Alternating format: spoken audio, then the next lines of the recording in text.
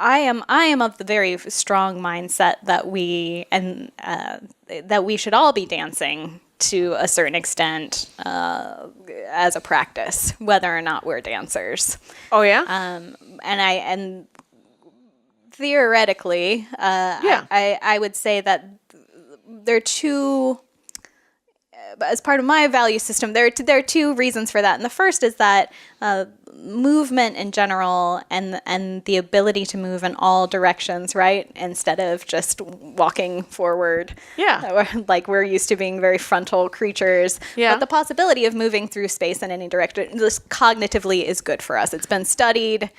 It's good for you. It gives so flexibility. It affects your mindset as well, and spatially, right? Like if you have to navigate moving through space, in all different kinds of ways at all different levels, you're building some more neural pathways. Okay, well that's interesting. Yeah. And then the other side of it, and the side of it I've been thinking about a lot, and that is very problematic, is touch. Like I think, so something we do a lot in contemporary dance is touch and partnering, and also exercises where we just use non-sexual, non-sensual physical touch, right, to gain information about where our bodies are in space, texture, all different kinds of things, right? But we just, it's such a problematic thing because it's something we don't get unless you get like regular massages or you take a yoga class where you have a very hands-on teacher or something like that. Like if you get body work where people touch you in a non-sexual way. Right. If you get Reiki on a regular basis. Right. Which is, it just, that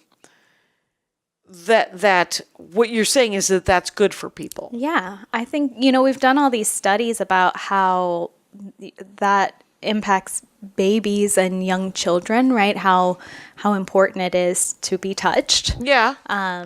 Physical contact is super important, I think. Important. Because if you don't get touched and you don't have someone to hug or hold you or even just, any sort of physical contact, you can feel real isolated and it can be emotionally really hard to interact on every other level. Is that what it is? Yeah. So, but I mean, as a person that just is barely making the cutoff to be a millennial, like there are so many of us living alone, maybe with roommates, working from home, right? From home, a lot job, of home working, and so I think that's a question and also a problem, right? Like even now when you go out and you take a class in the world, if you take a dance class or something like that, there are a lot of politics because so many people have abused the privilege of being able to touch other people. Right.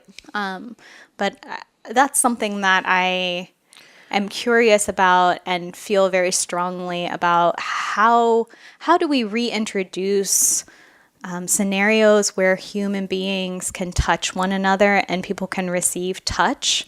And in motion too. I think that's the beauty of dance is like it's not like you're laying on a table and someone's doing it to you, right? Right. You're gaining information about your body, but you're also gaining it about your body in motion, moving through space.